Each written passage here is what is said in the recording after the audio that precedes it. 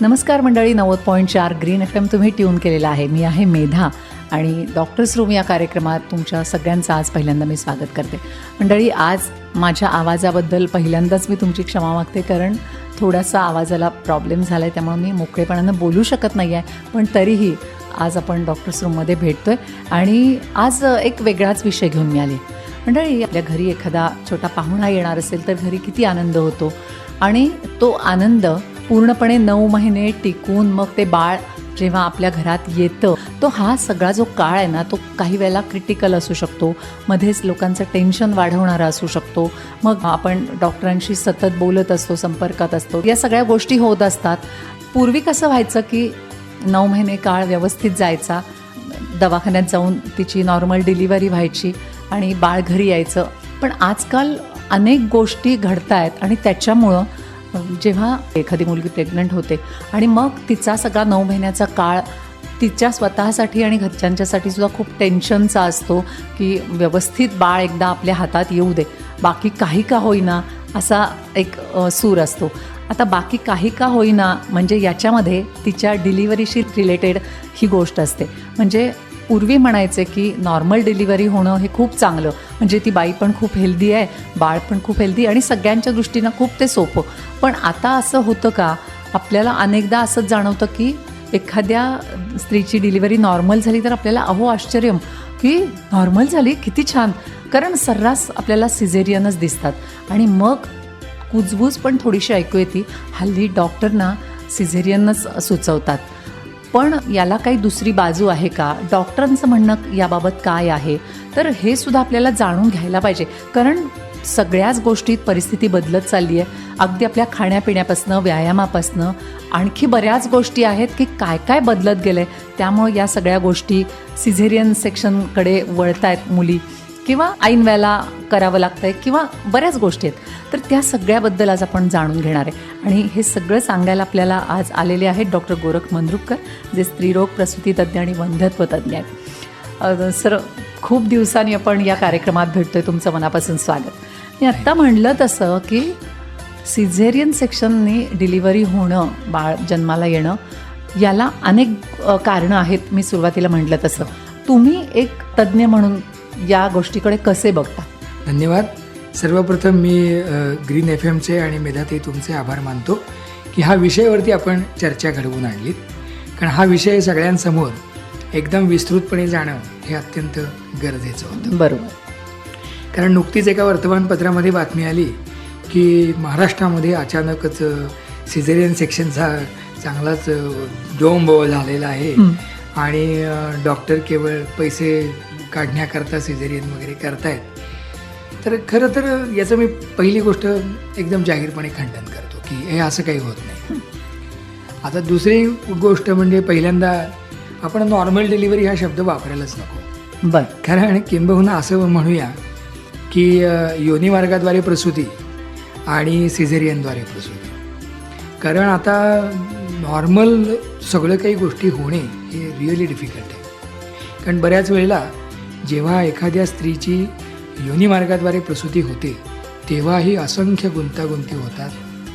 प्रमाणापेक्षा होणारा रक्तस्राव असेल, बाळ अडकणं असेल, त्यावेळेला आपल्याला टाके घालावे लागणं असेल, अचानक पेरिनियल टियर ज्याला म्हणतो म्हणजे आसपासची जागा फाटणं असेल, वगैरे वगैरे गोष्टी होऊ शकतात. त्यामुळे आपण आता याचं क्लासिफिकेशनच करताना थोडंसं योनिमार्गाद्वारे प्रसूती आणि सिझेरियनद्वारे म्हणजे पोट उघडून करायची प्रसूती असं करायला पाहिजे. ओके. आता आम्ही जेव्हा स्त्रीरोग तज्ञ होत असतो ते आमच्या शिकवत असतानाच आम्हाला त्याचे काही इंडिकेशन दिलेले असतात. मग हे इंडिकेशन्स म्हणजे त्याची कधी करावं सिझेरियन सेक्शन, तर त्यामध्ये खरं तर जर आपण पाहिलं तर बाबा ज्या वेळेला त्या स्त्रीला कळा येतात प्रसूतीच्या आणि समजा जर बाळाचे ठोके प्रमाणापेक्षा जास्ती मंदावले, कारण शेवटी असं आहे की छोट्याशा जागेतून म्हणजे जवळजवळ एक साधारण 9 ते 10 सेंटीमीटर जिचा व्यास असतो अशा जागेतून ती डिलिव्हरी व्हायची असते. तर जर तिथं असं काही अडकलं तर, किंवा कळाचा छान चालू झाल्या आणि अचानक पुन्हा त्या स्त्रीची शक्ती कमी पडायला लागली, किंवा बाळ याची जागा जर असं लक्षात आलं की अरेच्या बाळ वाटेत अडकले आणि ते तिथून खाली जाऊ शकत नाही, तर ह्या मुख्यत्वे करून गुंतागुंतीच्या क्रिया. अच्छा. इवन पूर्वीच्या काळी आता तुम्ही आता काही माणसं तुम्ही अशी मान वाकडी असलेली बघितली असते की त्याची मान वाकडी असते आणि त्याचा एक हात असा मागे काहीतरी फिरल्यासारखा असतो. किंवा कधी कधी एखाद्या आपण चिंगीला पिंगीला बोलवतो की अरे ही पायाळू आहे आणि तिच्याकडनं तिच्या पायामध्ये जोर असतो आणि ती पाठ चेपून घ्या वगैरे. आता तो भाग सोडून देतो, पण हे पायाळू प्रकरण जे आहे तर त्याचंही असं लक्षात आलं की जर पहिल्या खेपेची एखादी स्त्री असेल आणि जर बाळ पोटामध्ये डिलिव्हरी होत असताना पायाळू असेल तर तिची प्रसूती ही योनी मार्गाद्वारे करायची नाही असा नियम आता केलेला आहे. आणि तिची प्रसूती मात्र म्हणजे ज्याला आम्ही प्रायमी ब्रीच म्हणतो तर तिची प्रसूतीसुद्धा सिझेरियनद्वारे केली पाहिजे. आता कधी कधी असंही होतं की त्या स्त्री अलीकडेनं काय व्हायला लागले की ह्या मुलींचे लग्न उशिरा होत आहेत. इवन आता यू विल ॲग्री की भारत हा डायबिटीसची राजधानी झाला आहे, म्हणजे मधुमेहाची राजधानी आहे. त्यामुळे इवन यंग मुलींना, तरुण मुलींना सुद्धा डायबिटीस आहे. प्रेग्नन्सीमध्ये पण सुरू होतं. हो, प्रेग्नन्सीमध्ये तर इतकं आहे की ज्याला आपण GDM म्हणतो, म्हणजे जस्टेशनल डायबिटीस, गर्भजन्य मधुमेह ज्याला म्हणूया, की केवळ गर्भावस्थेमध्ये वाढणारी साखर हो, त्यात सुद्धा बाळ हे एकदम मॅक्रोसोमिक म्हणजे चांगलं पैलवान, म्हणजे एकदम मोठ्याच्या मोठं बाळ दणकट व्हायचा सुद्धा धोका आहे. अशी बाळं किंवा योनी मार्गाद्वारे प्रसूती होताना यांचे खांदे अडकायची शक्यता आहे. So all this complications are there. Even आपण कितीही मॉडर्न प्रॅक्टिस करतोय, फार पुढे चाललो आहे, खूप संशोधन करतोय, पण गर्भावस्थेमध्ये जे ब्लड प्रेशर वाढतं आणि मग अशा वेळेला अचानक गुंतागुंती निर्माण होऊन सुद्धा आपण त्या महिलेच्या योनी मार्गाद्वारे प्रसूती करता कधी जास्त काळ थांबू नाही शकत. सो हे सगळ्या गोष्टी आहेत. मी असं म्हणेन की अनेक वर्षांपासून चालत आलेली कारणं. पण दुसरी काही गोंधळ असे व्हायला लागले की मला एक आता सांगा की पूर्वीच्या काळी लग्नाचं वय काय होतं? साधारण 18, 22, 23 म्हणजे खूप झाले. हा खूप झालं. हे पूर्वीच्या काळी फार ठीक आहे. आता मधल्या कालावधीमध्ये असं आलं की आता थोडंसं हे वाढत गेलं. आणि मग मी म्हणेन आता आमची पिढी, तुमची पिढी, आपली पिढी जी होती ती साधारणपणे वय वर्ष 24 ते 28मध्ये लग्न करायला लागली. आणि साधारणपणे 1-2 वर्षामध्ये म्हणजे 30शीपर्यंत आपलं बऱ्यापैकी ऑब्स्टेटिक करिअर बंद असायचं. आता तसं होत नाही. म्हणजे आता मी वंध्यत्व तज्ज्ञ आहे. माझ्याकडं अलीकडे 60 ते 70% मुली 34-35व्या वर्षी येत आहेत. बापरे. की म्हणे नाव I am preparing to become mother, म्हणजे मला आता आई व्हायचं आणि मी त्याचा आत्ता विचार करते. म्हणजे अगदी मी परवा एका अशा संबंधित मुलीला शेवटी म्हणलं अगं आता सगळं बंद व्हायची वेळ आली आणि तुला आता गरोदर व्हायची स्वप्न पडायला लागली. कदाचित कुणाला हे ऑफेन्सिव्ह पण वाटू शकेल किंवा नाही मग आमचं ते करिअर वगैरे, फॉरगेट अबाउट इट. ऑब्स्टेटिक्स म्हणजे बाळ होणं हे सुद्धा संसारातलं एक करिअर आहे. बरोबर. कारण शिकलाय,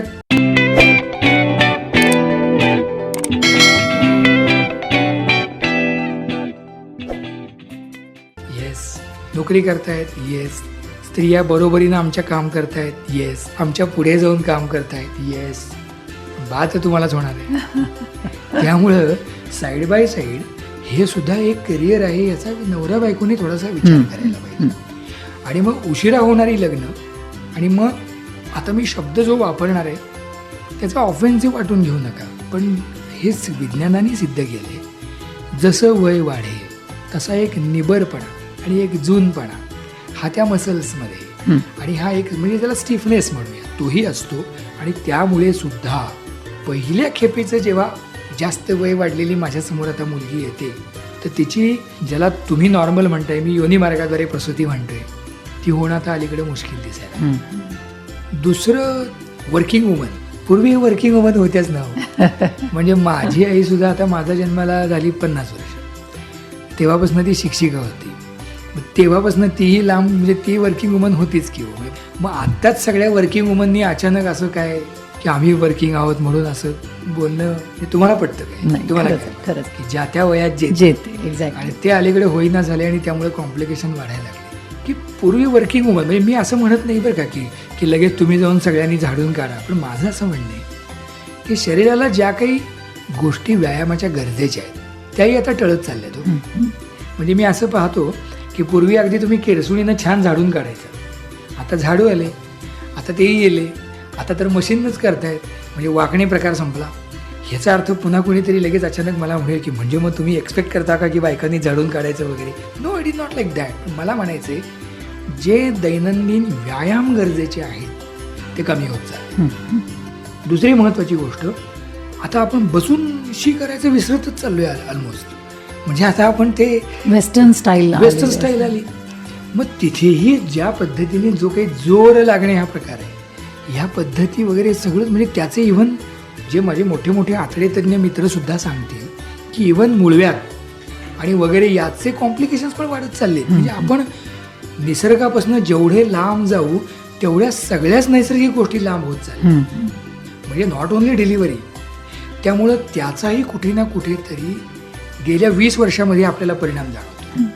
त्यामुळं मला असं वाटतं की या गोष्टींचाही आपण थोडासा विचार करायला हवा. नक्कीच. म्हणजे सर तुम्ही सांगताय लक्षात येते की काही पारंपरिक कारणं होती की ऐन वेळेला सिझेरियन सेक्शन करावं लागणं, आणि काही आत्ता तुम्ही नव्यानं जी कारणं सांगताय की जी स्त्रियांचं वय वाढणं डिलिव्हरीसाठीचं, बऱ्याच गोष्टी तुम्ही सगळ्या सांगितलं. तर खरंच या सगळ्या गोष्टी आहेत त्यामुळं सिझेरियन सेक्शन करावं लागतं आता डिलिव्हरीसाठी. खरं तर या गोष्टी आपण बदलू शकतो का, किंवा सिझेरियन करणं हे चांगलं आहे का, किंवा आपल्या पूर्वीच्या ज्या कल्पना होत्या त्या चुकीच्या होत्या का, आत्ता ज्या कल्पना आहेत त्या बरोबर आहेत, या सगळ्याविषयी आणखी बोलूया आपण डॉक्टरांशी. पण एक ब्रेक घेऊया आणि त्यानंतर बोलूया.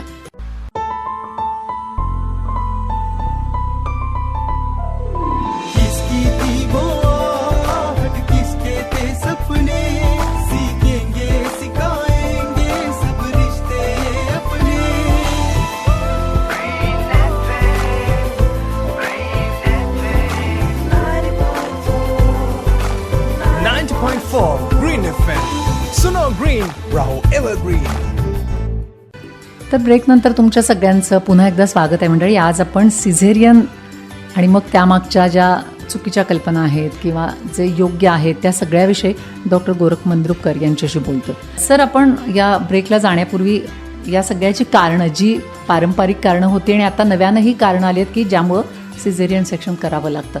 आता असं होतं का की आपण आधी काहीच विचार केलेला नव्हता, स्त्रीचं ते 9 महिन्याचं सगळा तो प्रवास झाला व्यवस्थित, आणि मग त्यांच्या डोक्यातही नव्हतं की सिझेरियन वगैरे करायचं आहे, पण मग 11th आवरला करावं लागतं, किंवा मग पेन्सच नसतात म्हणून करावं लागतं, किंवा पेन बेरेबल नसतात, तिला सहनच होत नाही म्हणून करावं लागतं.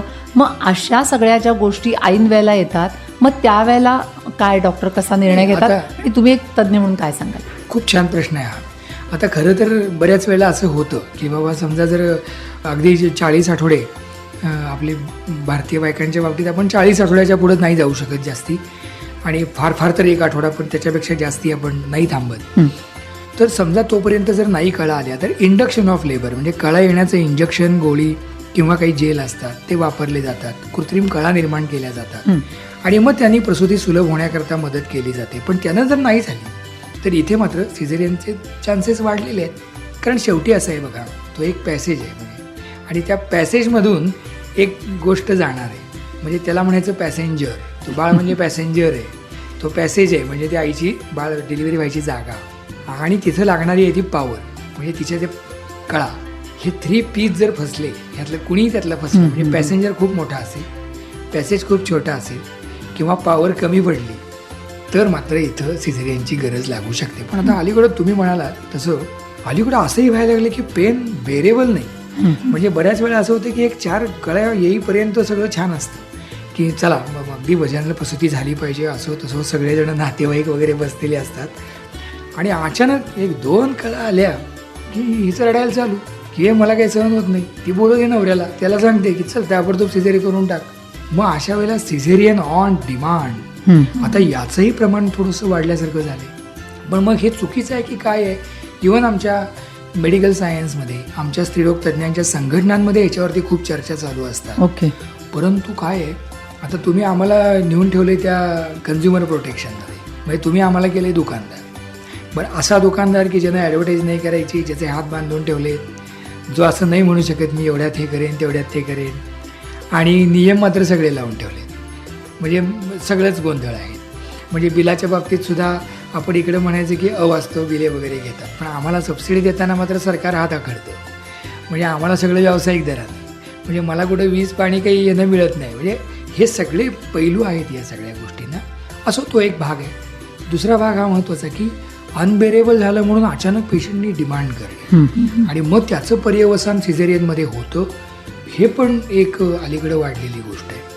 आणि मग बऱ्याच वेळा तेच नातेवाईक पुन्हा येतात आमच्याकडे की डॉक्टर तिला काही सहन होईना झाले ना, आता करा. मग आम्हालाच किती वेळा सांगावं लागतं की अगं ते होईल एक तासाभरात डिलिव्हरी, तिनं फक्त 1-2-3 छान काळा घेऊ दे, तू शेजारी फार तर बस. म्हणजे ज्याला आपण रिस्पेक्टफुल मॅटर्निटी केअर म्हणतो. आता आपण आईला नातेवाईकांना आत घेत असतो आणि त्यांना सांगतो की तू शेजारी उभ्या राहा. फार तर अनेक मोठ्या मोठ्या दवाखान्यांमध्ये किंबहुना कधी कधी नवराही येत असतो. सो या सगळ्या गोष्टी दिल्या जातात. दुसरी एक तुमची एक गोष्ट मगाशी आपण बोलत होतो की तुम्ही मला तो प्रश्न विचारलात की सर आता अलीकडं मातामृत्यूचं प्रमाण कमी झाले आणि त्याचं तर हो, तर ते खरं आहे. हा, म्हणजे सिझेरियनमुळे मातामृत्यूचं प्रमाण कमी झालंय, म्हणजे हा एक फायदा आहे असं म्हणायचं. ग्रेट. म्हणजे असं मी बोल्ड स्टेटमेंट करताना मी थोडंसं हे मॉडिफाय स्टेटमेंट करेन. 1990 साली जेव्हा मातामृत्यू होत होते तर ते किती होत होते? 1,00,000 560 स्त्रिया डिलिव्हरी दरम्यान मृत्युमुखी पडायच्या. भयानक होतं हे. भयानक होतं ते खरं.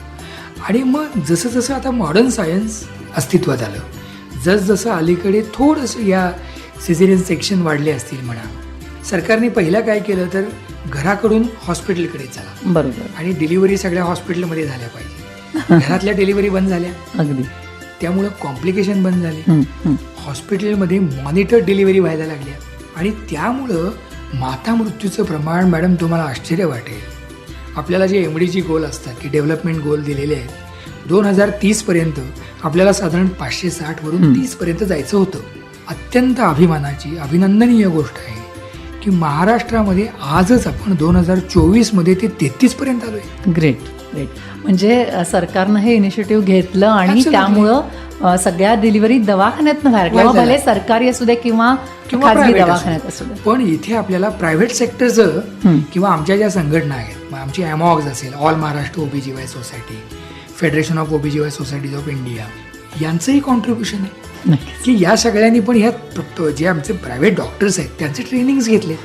आणि म्हणून 560 वरनं आज महाराष्ट्रामध्ये आपण 33 आलोय, भारतामध्ये आपण 97 आलोय. म्हणजे आपण ही लक्षणीय कामगिरी केली. नक्कीच. मग जर माता मृत्यू कमी झाले आणि ॲट द सेम टाइम थोडेसे सिझेरियन वाढले, मग आता मला असं विचारावं वाटतं सगळ्यांना की जे क्रिटिसाइज करतात, नको काय याचा विचार करायला. नक्कीच. पण याचा अर्थ मी असं अजिबात नाही म्हणणार सूट की सूट सगळ्यांचं सीझन. एक्झॅक्टली. म्हणजे काही वेळेला असं होतं की मुली लहान पण असतात आणि डिलिव्हरीला येतात, म्हणजे शारीरिक त्यांना व्यवस्थित व्यायाम होत असतो आणि त्या नॉर्मल होऊन पण जातात, असंही होतं. मग अशा वेळेला जर सुचवलं की तुम्ही सिझेरियन सेक्शन करा, तर इथे चुकीचं आहे असं मी म्हणेन. पण सगळीकडेच असं होत नाही ना. असं होत नाही. म्हणजेच की अगदी बरोबर. म्हणजे पुन्हा काय की आपण जेव्हा ही सगळी चर्चा करतोय तर आपल्याला याचा एक मध्य साधला पाहिजे. सगळ्यात पहिली गोष्ट अशी की कोणताही डॉक्टर मुद्दामून सिझर करत नाही. अच्छा. नंबर 2, तो डॉक्टर आहे ना, इतर वेळेला तो कसा असतं की जोपर्यंत सगळं चांगलं चाललंय तोपर्यंत तो देव असतो, आणि मग अचानक तो असा कसा होतो, तर ते तसं होत नसतं. त्यामुळे मुद्दामून कुणी डॉक्टर सिझर करत नाही. दुसरी गोष्ट, इकॉनॉमिक्स ऑफ सिझर आपण जरा समजून घेऊया. की कधी कधी असं वाटतं आपल्याला की सिझर केल्यामुळे जास्त पैसे मिळतात आणि डिलिव्हरी केल्यावर कमी पैसे मिळतात. अच्छा. आता हे प्रायव्हेट विषयी बोलतोय, सरकारमध्ये तर सगळं फ्री आहे. आता मला एक सांगायचं आहे की सिझेरियन केल्यानंतर चांगलं 4-5 दिवस दवाखान्यात राहावं लागतं, तिच्यावरती पण आम्ही काहीतरी खर्च करत असतो. मुलीचा डॉक्टर आला, बाळाचा डॉक्टर आला, खूप काही इक्विपमेंट्स आली, टाके आले, जेव्हा वजायनल डिलिव्हरी होते, योनिमार्गाद्वारे प्रसूती होते, हे सगळे खर्च पण कमी आहेत, तिचा स्टे पण कमी आहे. मग जर इकॉनॉमिकली बघायला गेलो तर फार थोडं त्या सिझेरियनमध्ये बेनिफिट आहे. त्यामुळं पैशासाठी सिझर करतात इज रॉंग थिंग. ओके. आणखी एक मला आता इथं विचारावंसं वाटेल की आजकाल कंपनी पे करते, तर त्यामुळं सुद्धा सिझेरियन सेक्शन वाढलंय का?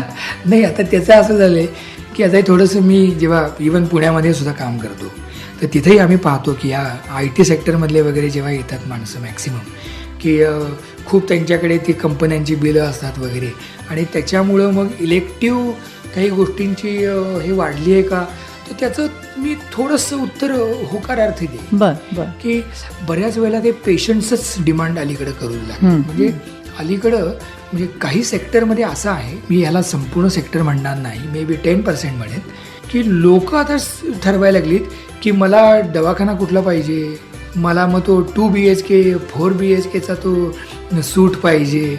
म्हणजे इकडे डॉक्टर राहिला बाजूला. म्हणजे मग पूर्वी कसं म्हणायचो आपण की नाही नाही मला हे डॉक्टर पाहिजे. तर म्हणजे माझ्याकडे अजून असंख्य पेशंट आहेत की ते म्हणतात सर तुम्ही आहे ना किंवा तुम्ही शेजारी उभे राहा. तो प्रकार कमी व्हायला लागलाय आणि बाकीचं झँगपँगच कसं मानसिकता काय काय बदलत पाहिजे. चालली आहे. म्हणजे समाजही मन बदलत चाललं. त्यामुळं बदलत चाललेलं समाज मन याचाही विचार आपल्याला करायला पाहिजे. बरोबर बरोबर. त्यामुळे आपण मला वाटतं याचा गोषवारा जर काढायचा म्हटला तर नंबर 1 वाढत चाललेली गरोदर मातेचं वय. नंबर 2 टेस्ट ट्यूब बेबी किंवा प्रचंड प्रयासाने प्रचंड ट्रीटमेंट घेऊन अलीकडे होत असलेली बाळं, त्यामुळे होणारे कॉम्प्लिकेशन्स. काही गर्भजन्य आजार जसं की गर्भावस्थेतील डायबिटीस, गर्भावस्थेतील ब्लड प्रेशर यांचं सुद्धा वाढत चाललेलं प्रमाण, कष्टाची कामं कमी, व्यायाम कमी, सिडेंटरी लाईफस्टाईल याचा वाढत चाललेला गोंधळ. आणि अलीकडं जरा ती बाई कुई केली की ओव्हर नातेवाईक आणि त्या नवऱ्याचं Over protective झाले. Over protective. आणि शेवटचा मुद्दा महत्त्वाचा की कधी कधी असं होतं की उगाच डॉक्टरला सॉफ्ट टार्गेट म्हणून पकडला जातो, कारण तो काही ओरडत नाही ना बाकीच्या दुकानदारांसारखा एकत्रित येऊन. आणि म्हणून मला असं वाटलं की जेव्हा ही वर्तमानपत्रामध्ये बातमी आली तर काही जणांनी दंगा केला, तिथे ते सगळं झालं. मला असं वाटलं की मग आपण जेव्हा बोललो दोघे तेव्हा त्यातनं हीच चर्चा निघाली की एकमेकाचं उणं धुणं काढण्यापेक्षा सायंटिफिकदृष्ट्या चर्चा व्हावी की अलीकडं सिझेरियन वाढतायत का. त्याचं उत्तर हो असं आहे. हा असा एक आरोप होतो की म्हणे गव्हर्नमेंटमध्ये गेलं की नॉर्मल होतात आणि प्रायव्हेटमध्ये गेलं की सिझर होतात. पण मग हे मान्य केलं असतं, कधी केलं असतं, जर समजा बाबा गव्हर्नमेंटमध्ये गेले 90% नॉर्मल होत आहेत, 10% सिझर होत आहेत, आणि प्रायव्हेटमध्ये आले की 90% सिझर होत आहेत आणि 10% नॉर्मल होत आहेत. असं काही प्रमाण नाही. अच्छा. साधारणपणे एक 10-15% इकडे तिकडे फरक होऊ शकतो. आता अजून एक गंमत, उद्या तुम्ही समजा मोठ्या हॉस्पिटलची नावं घेतलीत आणि तिथे जाऊन जर सिझेरियनचा तुम्ही रेट काढलात तर तो कदाचित आमच्या प्रायव्हेटपेक्षा जास्त दिसू शकतो, कारण त्यांच्याकडे जास्तीत जास्त गुंतागुंतीचेच पेशंट आपण पाठवलेले असतात. अच्छा अच्छा. म्हणजे तमाम जिल्हे, तमाम तालुके आसपासचे हे मोठमोठ्या हॉस्पिटल्सना गुंतागुंतीच्या केसेस पाठवतात. कदाचित त्यांचा डेटा आमच्यापेक्षा जास्त असू शकतो. मग म्हणून लगेच असं म्हणायचं आहे का की ते हॉस्पिटल करतात, तर नाही. त्यामुळं मला असं वाटतं सिझेरियन वाढतायत का आणि का वाढतायत आणि मुद्दाम होत आहेत का, तर मुद्दाम होत नाहीत. वाढतायत का, तर हो, पण त्याचबरोबरीनं माता मृत्यूचं प्रमाण हे लक्षणीय कमी झाले. 560वरनं 30 म्हणजे नॉट अ जोक. नक्कीच नक्कीच. सगळी आपण इतकी व्यवस्थित चर्चा केली सर, पण तरी पण सामान्य माणसांच्या मनात एक मुद्दा नेहमीच असतो की नॉर्मल डिलिव्हरी होणं त्या स्त्रीच्या पुढच्या आयुष्याच्या दृष्टिकोनातून खूप चांगलं असतं, आणि सिझेरियन केलं की मग तिला पाठदुखी लागते, कंबरदुखी लागते, म्हणून पण एक लोकांच्या मनामध्ये असतं की तिला आयुष्यात पुढे जाऊन त्रास नको व्हायला, म्हणून आमच्या मुलीचं किंवा आमच्या सुनेचं नॉर्मल बाळंतपण व्हावं. ह्याच्याबद्दल एक काय सांगायला जात होता? ह्याच्याबद्दल जाता जाता मी एवढंच सांगेन की असं काही नसतं. खालून बाळ येऊ शकलं नाही म्हणून आपल्याला ते वरून काढावं लागलं. पण आता मॉडर्न टेक्निक्स इतके पुढे गेलेले आहेत की त्यामुळं सिझेरियनमध्ये होणारे पर से कॉम्प्लिकेशन्स आणि वजायनल डिलिव्हरीमध्ये होणारे पर से कॉम्प्लिकेशन्स याचा जर तुलनात्मकदृष्ट्या अभ्यास केला तर निश्चितच सिझेरियनमध्ये होणारे कॉम्प्लिकेशन्स आर लेस. अच्छा. म्हणून वजायनल डिलिव्हरी होत असताना सिझेरियन करा असा सल्ला कधीच देणार नाही. जे होतं ते करून घ्या. वजायनल डिलिव्हरी होत असताना सुद्धा बरेच कॉम्प्लिकेशन्स आहेत, दूरगामी सुद्धा परिणाम आहेत. ओके. आणि त्यामुळं हे सगळं डोक्यातनं काढावं. आणि ती भुलीची आमची सुई दिल्यामुळं आयुष्यभर पाठदुखी राहते हा एक अत्यंत मोठा गैरसमज आहे. असं काही होत नसतं.